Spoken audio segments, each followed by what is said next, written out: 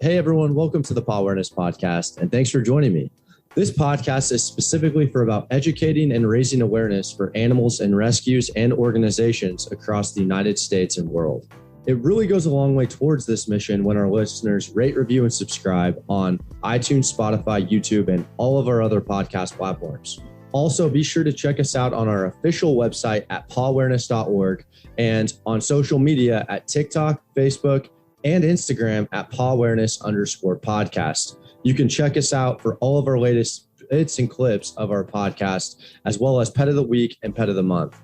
If you're listening and involved with an animal rescue organization or have a story of your own that you want to share, reach out to us at info@pawareness.org and we can get you on the podcast. Thanks for watching, and I hope you enjoy this episode. Hey everyone, welcome to today's episode of the Pawareness Podcast. Today I have with me Harris Baker, and he is the founder of Catfluence. Never talked with anyone who does anything like what you're doing. And I'm just going to go ahead and let you get into it for the viewers. What is Catfluence and what exactly does it do? So I guess in order to do that, I'll kind of backtrack a little bit. So I started working in digital marketing in 2014. At that time, I was kind of exposed to a lot of things in the influencer and brand space. And I had gotten 2 cats around that time as well. And I saw cats like Grumpy Cat and Lil Bub, rest in peace to them both. But they were some of the big ones at the time who got it started. And I had cats. I started working in marketing. I was like, oh, this could be a fun thing for me to do, to learn a little bit about marketing and just have some fun on Instagram. So I started doing that. I did that for a couple of years. Then in my job, I started to get very heavily involved in affiliate marketing, influencer marketing, brand partnerships, things like that. And I was doing it for lots of athletes and influencers, musicians, and I didn't really have control over it the way I wanted to. I was doing it for another company, and I saw flaws in the way it was being done. And I was like, maybe I could kind of try the same concept, but replicate it for cats. I was like, I already have my own cats with their own Instagram account. I can kind of leverage them as the proof of concept for it and kind of go from there. At the time, I had started a few other accounts. I had started like a sport related one, a music related one, some other pop culture related things. And I stuck with some of them for a couple months each. But this was kind of the one I enjoyed the most and I had the most traction with. Over the years, it's kind of grown into more. It was kind of just a hobby and something I did for fun at first. But since then, I've built out a website. I've had some cool partnerships with some cool brands and Capfluencers and human influencers as well.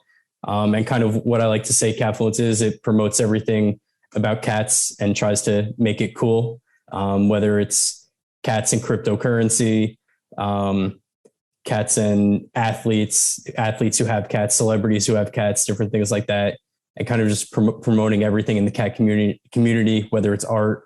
And a lot of it is really just kind of things that I'm into and trying to break the stigmas around traditional crazy cat people. And I'm a little crazy, but I'm kind of a normal guy who's into this whole cat stuff too. So that's kind of what I'm trying to communicate to people. That's awesome, man. And I definitely have a few questions. What are some benefits of someone starting an Instagram or just following around their cat? What are some of the benefits there? I mean, for me to get started, it was definitely a fun creative outlet. I was working in marketing, but having an account that I had full control over, even if it was related to my cats, I was able to see like deep into what worked on Instagram, different social platforms as well.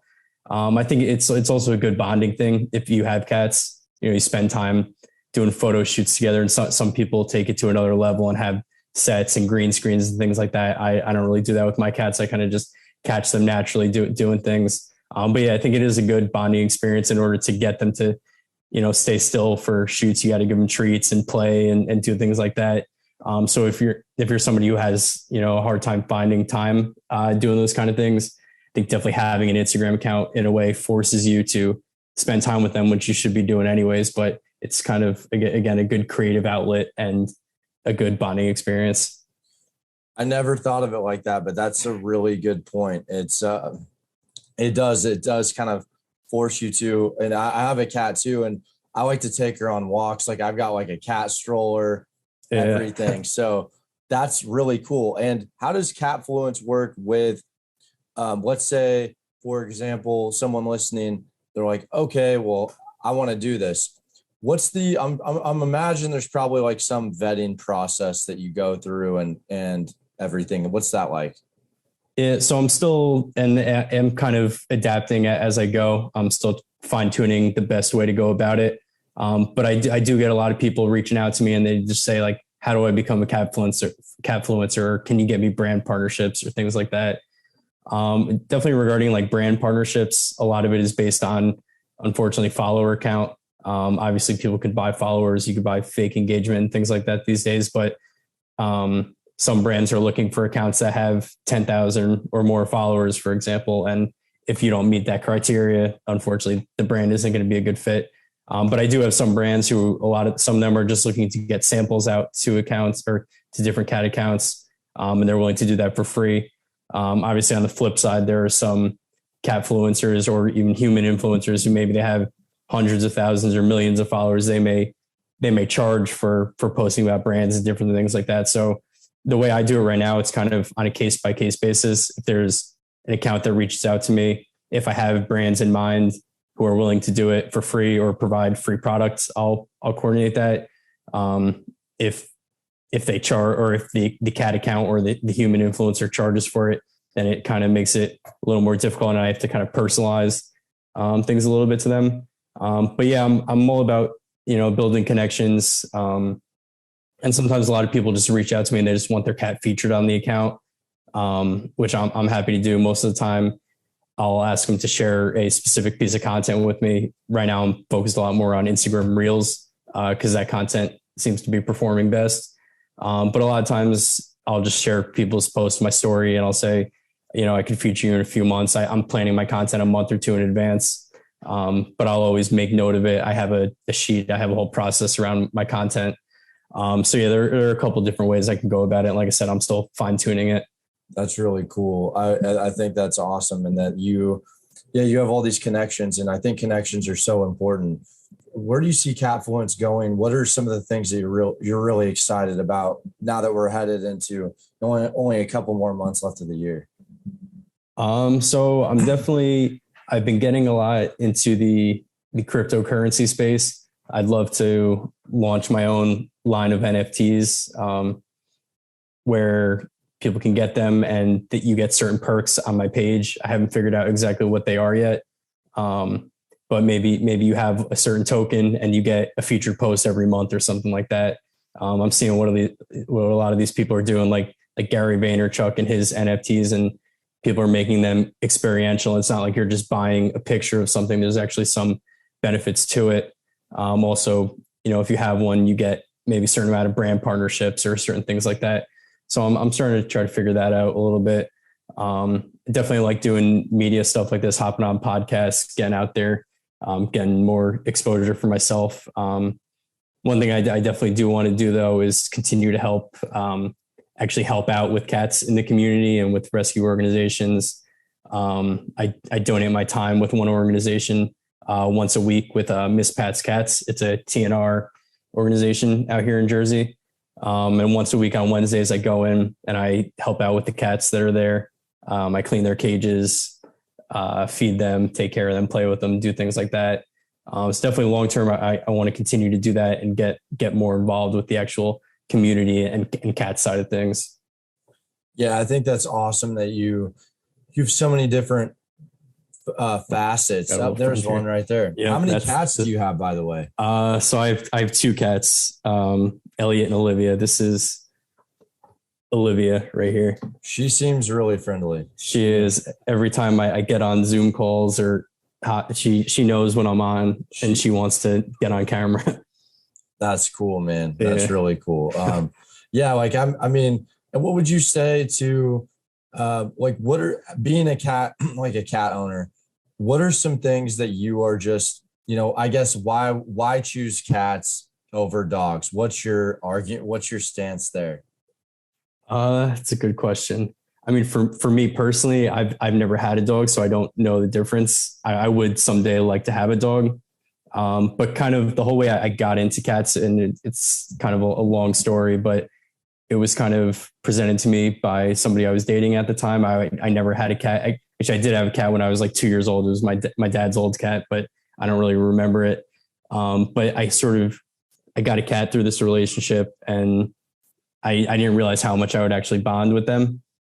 Like they're very friendly. They're very loyal. As you can see, this one here, she's sitting right on my lap right here while we're on a Zoom recording this podcast. So they're loyal. You come home, you have a bad day, and it doesn't matter to them. They just want to see you and be friendly. And I think that's really important. It's definitely helped me out a lot, especially during COVID and through some things that I've been through throughout the years. I think also it's good just to have the responsibility. The cats are obviously kind of independent. They can kind of go about their day. They don't need to be walked outside. You do need to clean after them in a litter box, but you don't need to go out and actually pick it up. But I mean, I would say definitely for the companionship aspect of it. And for me, as somebody who got cats when I was not a young kid, 23-year-old, but I was a little immature, didn't really know a lot about life. It's kind of imposed a lot of responsibility on me. And I think it's made me an overall better person, just having cats and taking care of something other than myself. That's awesome, man. I mean, I couldn't agree more with Catfluence. What's one of your favorite parts about the project since its inception? What's something like that's rewarding to you? I think so. I'll give you two things. One thing, I definitely enjoy the cat community. I've made a lot of friends, not even just business connections, but like good friends and people I talk to just through the DMs. And some of them, we don't even really know who each other are. We're all people behind cat Instagram accounts, but I mean, we support each other. We talk about personal things, but so I think being part of that cat community has definitely been big for me. One other selfish and superficial thing that I've definitely gained from it. So there are these DJs called the Cat Dealers. So I'm pretty big into electronic dance music. These guys, the Cat Dealers, I connected with them a few months ago. They were doing a show in Philly, which is not too far from me, out here in Jersey. And they brought me on backstage while they were playing at a club in Philly. And their whole concept is it's called Cat Dealers. They're from Brazil. Their mom owned a cat rescue out there, and they grew up. They had like 9 or 10 cats in their home as kids. And they also kind of resonated with the whole cat side of things. And that became their name, and they're DJ Mag Top 100 DJs. And I got to interview them backstage and then go on stage with them. So that was a pretty incredible experience for me. That's pretty sick. And Yeah. And where do you post most of your content at? Are you mainly on Instagram? Is that where we can find you? Yeah, I'm on Instagram. It's at Capfluence. Also Capfluence.com is my website. But I do a little bit of everything on social media. Yeah, I mean, I do TikTok, Twitter, Facebook, LinkedIn, Google. You can find me on Pinterest. I do a little bit of everything. Yeah, and it seems like that you're pretty innovative in terms of like you're on top of everything that's trending. You know, you got the TikTok, you got Instagram, you're looking into NFTs. I think that's awesome. And what do you see any trend emerging or something on the horizon that you've yet to get into that you're, really excited about? Definitely the NFTs, like I was talking about. I think one cool thing, and this is probably a very long-term thing for me, but I would like to get into, and these are popping up in different places, but like the whole cat cafe concept, I'd love to own my own someday. There was actually a cool one. I went into Chicago. I don't know if you've heard or seen of it. It was called the Catcade. And it was literally a cat arcade. They had old Nintendo and old like Sega Genesis and all those old Pac-Man type games, but they had different cats and you could come and play video games, hang out, and kind of play with cats. So I think definitely long-term, that's something I'd be interested in doing, whether it's a cat cafe or an arcade or some different variation of that. I think that's where I'd like to take this someday. That's really cool. That cat arcade. That sounds it's awesome, amazing. Yeah. I'm from Illinois, so I feel like I have to check this out now. Okay. But yeah, man, I mean, it was great talking with you. And I'm going to go ahead and leave a link. Anyone who's listening, check out his information below. All the stuff is there. Go ahead and give Catfluencer a follow, follow him on TikTok, watch all the stuff we're doing. Hey man, thank you so much for coming on. It was a blast having you. Thank you, Chris. Appreciate you having me.